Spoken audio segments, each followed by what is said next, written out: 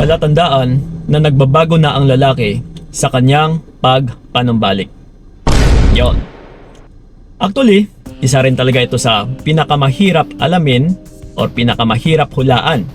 No, kung sa kanyang pagpanumbalik is talaga bang siya ay nagbabago na. At saka paano din natin malalaman na nagbabago ba talaga or nagbabago na yung tao na ito. Pero speaking of sa pagpanumbalik, tatalakayin muna natin yung pagpanumbalik ng taong ito. Kasi una nga sa lahat, gusto ko lang ipaalam sa inyo na hindi lahat ng bumabalik is dahil nga mahal ka. Kundi yung iba ay bumabalik dahil alam nila na napapakinabangan ka, nagagamit. Noon is talagang napapakinabangan ka niya ng husto, kaya sila bumabalik. Pero sa video na ito, once kasi na may pagbabago yung isang tao, for sure, ang pagpanumbalik niya, hindi lang dahil sa pera mo, hindi lang dahil sa katawan mo, kundi dahil sa gusto ka talaga niyang makasama habang buhay. Wow. Diba yan ang gusto mo? So ito ngayon, isa-isahin natin. So ito ngayon, bibigyan ko kayo ng mga palatandaan or mga gawain na mga pinapakita ng lalaki once na sila ay nagbabago na sa kanilang o sa oras na sila ay bumabalik. Okay, handa na ba? So ito, yung una sa lahat ay naging transparent. Yes. Halimbawa, natanggap nyo na yung isang lalaki. Kung napapansin ninyo na siya ay napaka-open na parang bukas na bukas yung kanyang pintuan para sa'yo. Transparent, ibig sabihin, nahahawakan mo na yung cellphone niya. Wala na siyang tinatago. No, hindi na siya paiwas. Parang all out na talaga na sige, no boundaries, no limits. Pwede ka nang pumasok kung ano man gusto mong kalkalin, bahala ka na dyan. So kapag ganyan, for sure, ang tao na yan ay bumalik sa'yo, which is dahil siya ay nagbago. Pero kapag hindi mo pa rin mahawakan yung kanyang cellphone and meron pa rin question mark na naiiwan sa iyong isipan na hindi niya binibigay yung kasagutan, wala pong pagbabago dyan, utol.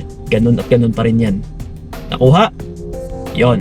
So yon, and then ito, yung pangalawa natin is nakikita sa gawa, hindi sa salita. May kasabihan nga tayo, actions speak louder than words. Ibig sabihin, kailangan mo pa rin pagmasdan yung bawat kinikilos niya. And kung napapansin mo na parang pinapakita niya talaga sa iyo na siya ay nagbabago, is dito natin mas malaki-laki yung chances na pwede nating paniniwalaan yung pagbabago niya kapag pinapadaan niya sa pamamagitan ng kilos. Pero kapag yung isang lalaki bumabalik and then ang dami ng sinasabi, ang dami ng mga pangako na sinasabi, kung ano-ano na yung mga binibitawang salita sa'yo, asahan mo, utol, hanggang pangako lang po yan na mapapako. Hindi po yan totoo. So, again and again, yung taong nagbago na talaga, yung totoong nagbago na talaga, ay ipapakita niya po yan sa pamamagitan ng pagkikilos. Okay? So, yon. And then ito pa, yung pangatlo natin is inaamin ang pagkakamali. Yes. Yung tipong bumalik siya sa'yo and then inaamin niya na yung mga pagkakamali niya na galing mismo sa bibig niya na nagkamali siya, na yung tipo ng pagkatao niya is sablay, madali lang matukso. No, yung karakteristik niya yung pinag-uusapan. Hindi yung marami pang dinadahilan at saka marami pang kasi. Kasi ganito, ganyan, kasi natukso ako, kasi ganito, kasi ganyan. No. Tandaan ninyo mga utol, iba po yung kapag biniblame niya pa yung ibang tao, no, compare sa biniblame niya talaga yung kanyang sarili. No, kapag biniblame niya yung kanyang sarili, ibig sabihin, tanggap niya yung pagkakamali niya, which is, once na merong acceptance, yung isang tao, ay pagbabago. Pero kung biniblame niya pa sa ibang tao, ganito ganyan, kasi yung kakilala ko, kasi niyaya ako, wala pong pagbabago dyan. Nakukuha? So yon. And then ito pa, Yung pang-apat natin is wala nang aayusin. Yung tipong sa oras na ng pagpanumbalik niya sa iyo is wala nang aayusin. No, hindi yung bumalik siya sa iyo pero may kailangan pa pala siyang aayusin. Na babe, huwag kang mag-alala, aayusin ko ang lahat-lahat. No, aayusin ko muna yung sa amin, aayusin ko muna yung sa babae na ito. Kaya please lang tanggapin mo naman ako. Kapag ganito utol, wala pong pagbabago dyan. Pero kung siya ay bumalik na wala ka nang aayusin, planchado na yung lahat-lahat, mas malaki-laki yung chances na may pagbabago sa taong yan. Okay? So yon. And then ito pa.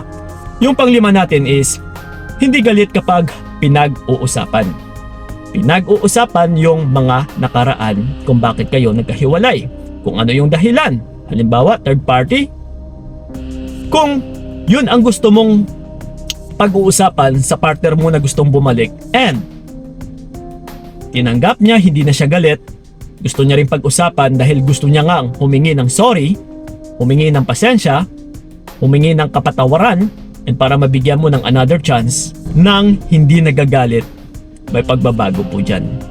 Pero kapag sila ay bumabalik and then kapag pinag-uusapan ninyo yung nakaraan, yung dahilan ng pagkasira ng relasyon ninyo, and then galit na naman siya, andyan na naman tayo, di ba tapos na yan? Yon, hindi po yan magbabago utol. Asahan mo, uulit-ulitin niya na naman yan sa'yo. Nakuha? So yun po yung mga palatandaan, no? I know na marami kayong matututunan talaga dito. Sige, and then ito pa, yung pang-anim natin is nagiging masipag. Yes. Like I said kanina, ipapakita sa gawa, hindi sa salita. Ang totoong nagbago na lalaki na sila kapag sila ay bumalik is ipapakita po nila ito sa kilos talaga. Yung tipong magugulat ka, magtataka ka na, uy, bakit kaya biglang naging masipag to? Bakit kaya bigla na lang nag-apply ng trabaho? Bigla na lang nagiging masipag sa bahay? Nagiging matulungin? Nagiging responsable? Nagbibigay na ng allowances? Nagsosupport na? Financially? Kumbaga pa, ginagawa niya na yung parte niya bilang isang haligi ng tahanan or as lalaki sa relationship ninyo. Yes, utol, no? Isa po itong palatandaan din na nagbago talaga yung partner mo. Pero kung siya man ay bumalik and then still andyan pa rin, tamad-tamaran, naghihintay pa rin sa kung ano yung iaabot mo, no, nagiging dependent pa rin sa'yo, wala pong pagbabago dyan, utol. Ganon at ganon pa rin yan. Asahan mo, ganon at ganon pa rin yung magiging problema mo sa taong yan. Okay?